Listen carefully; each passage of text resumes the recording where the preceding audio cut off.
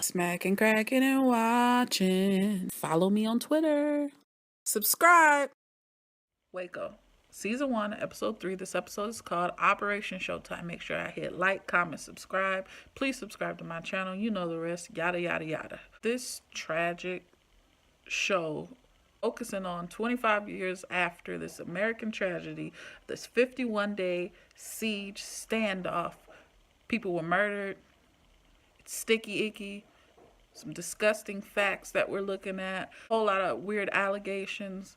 Cult, religious cult. Outside looking in, inside looking out. We don't know. We weren't there. And if we were there, my goodness.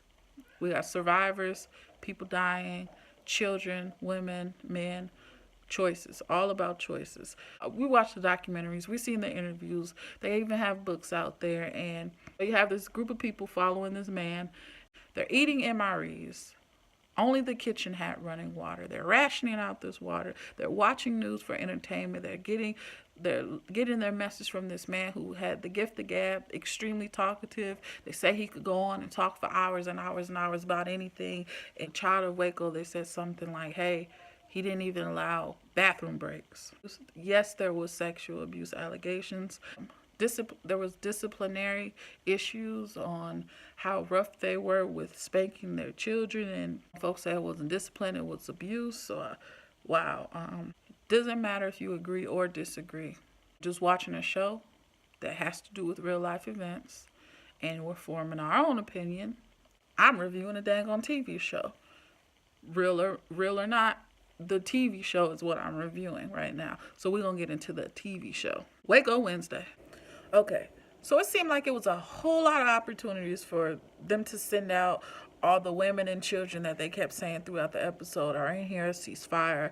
But why didn't you send them out earlier? Seems like a lot of these bodies and shootouts and this whole situation could have been handled differently on who was inside's end of the thing. When he was leaving, they could have sent out everybody that they needed to, right? They all could have been outside peacefully or whatnot, packed up. I don't know. It seems like they knew it was going to go down, and they just wanted to handle it how they handled it. That was one opportunity. 2, instead of David coming out with his hands waving, why not send everybody out then? 3, at the whole ceasefire moment, why not send out a rush of everyone? With your hands up or kneeling or whatever the heck that they would have said. I don't know. Why not then? What do you think? Drop a comment below. For him to make that outside call to the radio station was very unexpected, because they're saying, hey, freedom of speech, man. You have the power to voice your thoughts. Who's right and who's wrong? I don't know. What's fair and what's just is what it is. Now, do you think USPS, like the post office, was pissed off when they saw this or saw the footage? Did that man actually have on his freaking postal jacket while he was doing all this shooting with the long weapon? Postman with a long weapon? What? That was crazy. That was a sight to see. That was mad crazy. So who started it? Who started it has to be one of the biggest questions of who shot first. It's like a fight at school. It goes back to the whole you're in the principal's office and you got a black eye here, they're holding their jaw and a busted lip.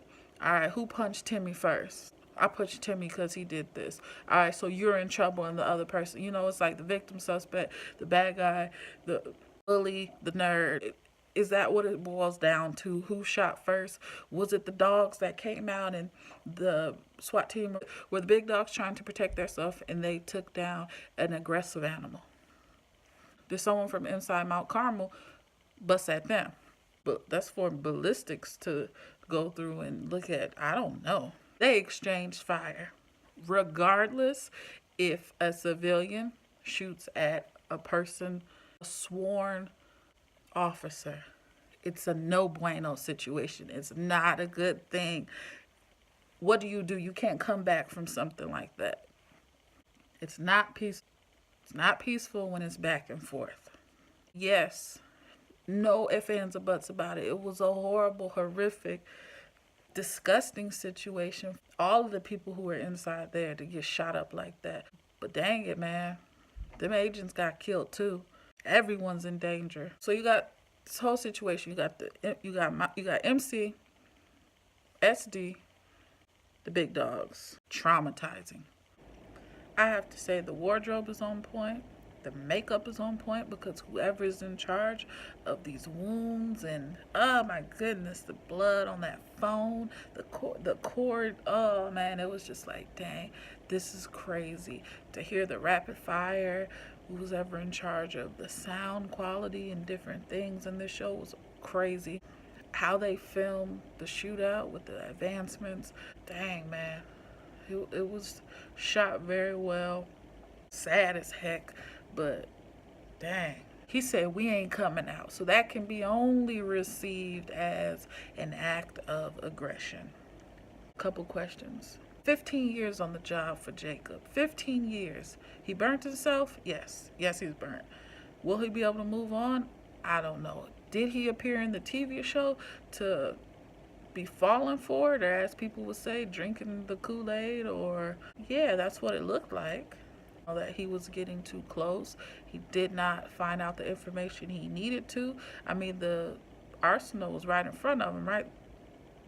Thibodeau's mom, David's mom, in the convention center. Powerful scene. They're right next to each other. Her son's life is up in arms because of her kid, her son, her adult son, I should say, not kid. But was it embarrassing for his mother? Yeah, she said, don't tell anybody in here. It's like, I'm here because I'm worried, but dang, I could be a target at this point. Wow. What happened to the cameraman? Does anyone know? Drop a comment below. Did the cameraman do interviews? Very interesting. I'd love to know.